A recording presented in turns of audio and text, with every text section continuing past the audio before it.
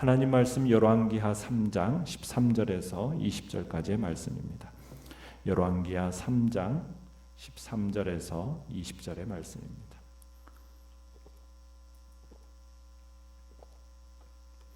열왕기하 3장 13절에서 20절 우리 한 목소리로 같이 읽겠습니다. 시작. 엘리사가 이스라엘 왕에게 이르되 내가 당신과 무슨 상관이 있나이까?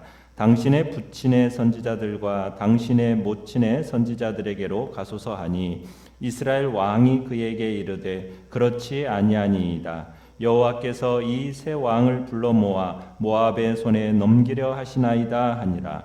엘리사가 이르되 내가 섬기는 만군의 여호와께서 살아계심을 두고 맹세하노니 내가 만일 유다의 왕 여호사밧의 얼굴을 봄이 아니면 그 앞에서 당신을 향하지도 아니하고 보지도 아니하였으리이다.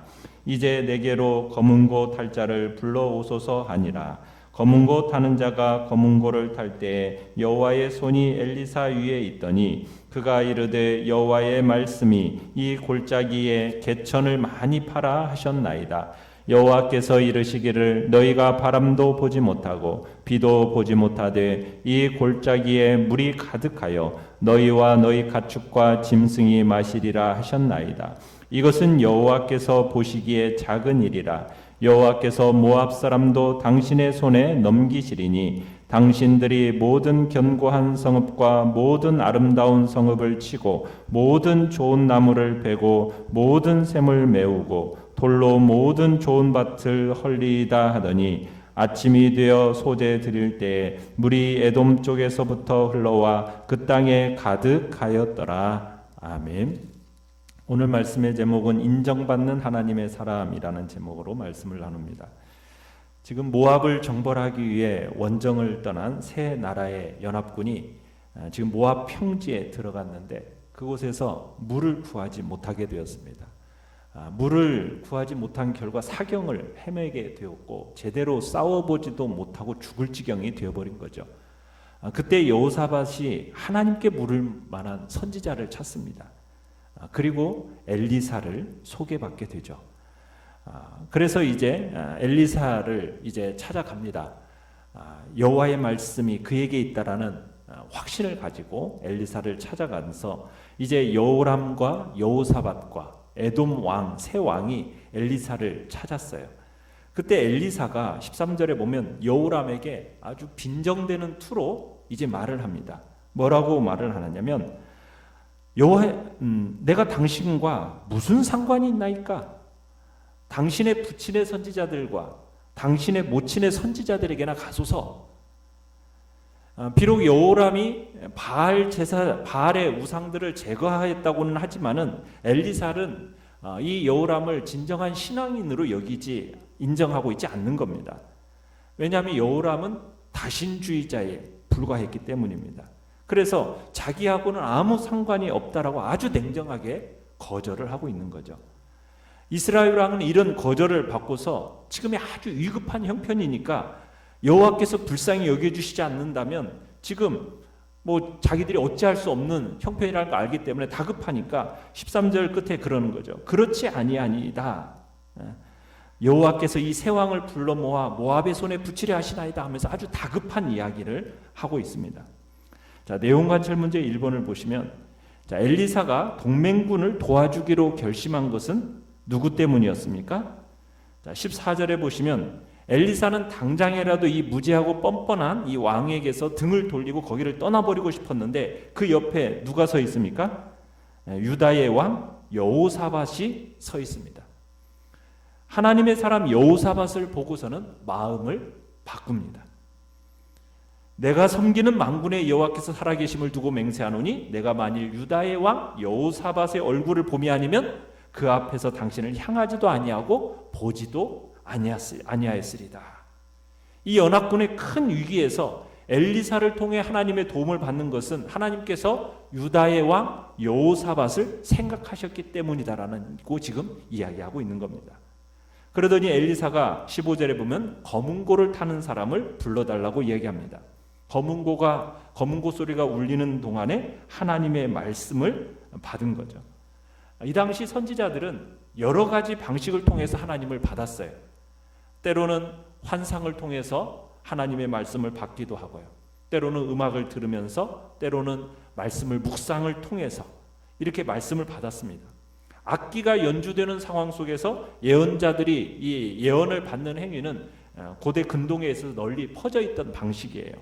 그러니까 엘리사는 여호람 앞에서 자신이 이해하고 익숙한 방법으로 하나님의 말씀을 받게 됩니다. 자, 내용관찰 문제 2번을 보시면, 자, 엘리사는 물과 전쟁에 대해 어떤 예언을 합니까? 자, 엘리사가 받은 하나님의 말씀의 요지는 크게 두 가지예요. 첫째는 뭐냐면 하나님이 물을 주신다는 거예요. 그런데 그 물을 담을 수 있도록 무슨 일을 하라고 얘기하고 있습니까? 그 계곡에, 그 골짜기에 개천을 많이 파라는 거예요. 그냥 물이 막 쏟아져서 골짜기로 그냥 흘러가 버리면 소용이 없으니까 개천을 파서 물을 그쪽으로 끌어들이라는 겁니다. 그래서 여러 날 동안 그 물을 공급받는 수원지로 삼으라는 거죠. 그런데 사실 여러분, 이 말이 보통 믿음이 요하는 일이 아닙니다. 지금 객관적인 증거가 전혀 없어요. 그런데 골짜기에 물이 가득할 것이다? 이것은 하나님의 말씀만 믿고 순종하라는 겁니다. 마른 땅을 지금 파는 수고를 해야 되는 거예요. 이건 믿음으로 해야 하는 수고입니다. 하나님의 말씀을 믿지 않는다면 이 개천을 파는 수고라는 것은 쉽지 않은 일이에요. 지금 안 그래도 사람들이 지금 어떤 상태입니까? 지금 목이 말라가지고 기진맥진한 상태 가운데 있어요.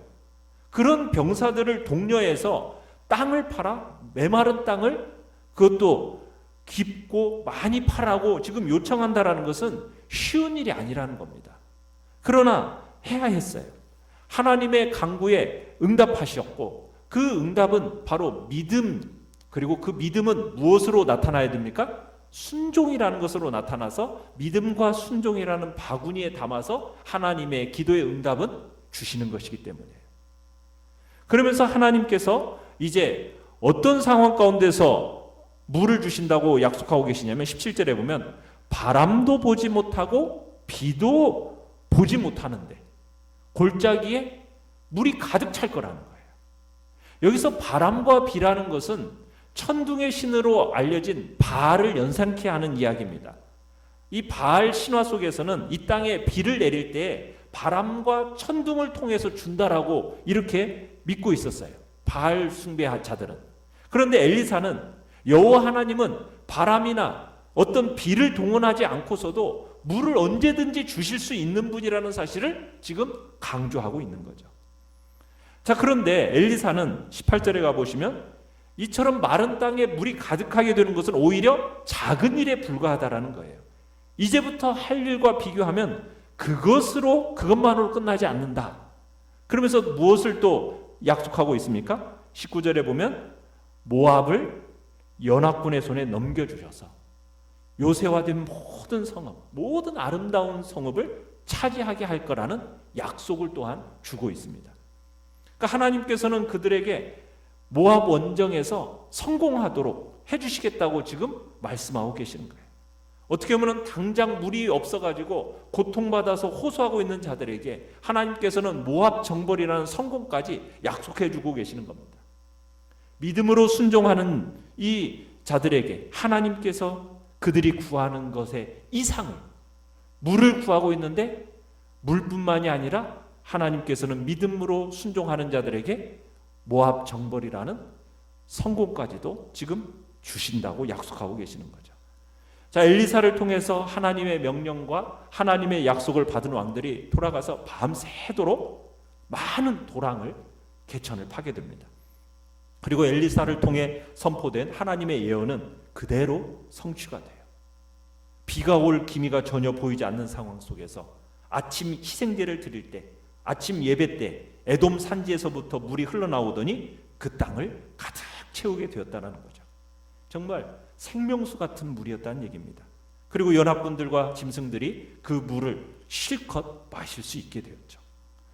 연구와 묵상 문제 3번을 보시면 엘리사는 왜 여호사밧을 본 후에야 비로소 도와주기로 결심했습니까? 여호사밧은 여호와 하나님의 말씀을 존중히 여기는 사람이었기 때문입니다. 여호사밧은 하나님의 보시기에 정직히 행하는 사람이었어요. 늘 하나님을 의뢰하는 왕이었기 때문입니다. 이 기적의 발생은 단지 여호사밧만을 위함이었어요. 그런데 생명의 물은 이스라엘 군대, 에돔의 군대 모두에게로 돌아갔다는 사실입니다. 구약에서는 의인 한 사람 때문에 그가 속한 공동체 전체가 함께 구원받는 사례가 많이 나옵니다. 하나님께서는 제대로 된 한 사람을 통해서 그 주위의 많은 사람들에게 뜻밖의 은혜를 베푸신다는 거예요. 그것처럼 우리는 신약시대 속에서 예수님의 그 한 사람의 하나님을 향한 순종 때문에, 그분의 의, 그분의 신실하심 때문에 멸망받아야 할 모든 죄인들이 어떻게 보면 하나님의 은혜를 경험하게 되는 그 일을 우리가 보지 않습니까? 하나님 앞에 믿음으로 순종하는 그 한 사람 때문에 그가 속한 공동체가 복을 받게 된다는 거죠. 여러분으로 인하여서 여러분의 속한 가정과 여러분에게 속한 공동체가 정말 하나님의 은혜를 정말 받는 복된 통로로 사용되어지길 바랍니다. 느낀 점 4번을 보시면 선지자의 마음을 움직일 만큼 하나님 앞에 정직했던 여호사밧에게 무엇을 느낍니까? 하나님의 말씀을 존중히 여기는 사람은 하나님께서 존중히 여기십니다. 그러나 하나님을 경외하지 않고 하나님을 가볍게 여기고 하나님을 멸시하는 사람의 결과는 멸망입니다. 하나님을 가볍게 여기거나 하나님을 멸시하는 사람은 아무리 그가 섬기는 직분이 어떠한 직분을 가졌다 할지라도 그 사람에 대해서는 하나님이 멸망시키신다는 거예요. 우리는 하나님의 주권을 가지고 하나님께서 역사에 개입하고 계신다는 것을 우리는 항상 생각을 해야 됩니다. 그러기에 아무리 좋지 않은 상황 가운데 있다 할지라도 우리의 마음은 항상 하나님을 높게 여기고 하나님을 두려워할 줄 아는 사람이 되어야 됩니다. 그 사람을 하나님은 세우시고 그 사람을 높이시는 거죠. 따라서 하나님의 주권은 놀라운 겁니다. 하나님을 경외하지 않는데 그 사람이 잘 된다? 여러분 그런 거 부러워할 거 아니라는 겁니다. 결국 역사를 이끌어 가시는 하나님, 그분에 의해서 결국은 아무리 잘 나가도 경외하지 않으면 다 땅에 떨어지게 되어 있습니다. 그러나 지금은 힘들어도 우리는 하나님을 향한 경외와 두려움 속에서 하나님을 신뢰하는 믿음으로 간다면 하나님은 그를 귀중히 여기시고 그를 통해서 하나님의 놀라운 복된 역사를 이루어 가시는 거죠. 그러기에 우리는 하나님을 두려워하고 하나님을 존중하시길 바랍니다. 지금 이 고난 중에 있다 할지라도 하나님은 그를 통해서 들어 높이실 것이고 하나님의 뜻 가운데 하나님의 모든 역사를 이루어 가시며 하나님의 뜻을 마침내 그를 통해서 이루어 내시는 것입니다. 결단과 적용 5번을 보시면 하루를 돌아볼 때 나는 하나님 앞에 정직히 행했습니까? 나는 가족이나 동료들로부터 하나님의 사람으로 인정받고 있습니까? 오늘의 기도 같이 읽겠습니다. 시작. 어느 곳에서나 하나님의 사람으로 부끄럽지 않게 살게 하소서. 아멘.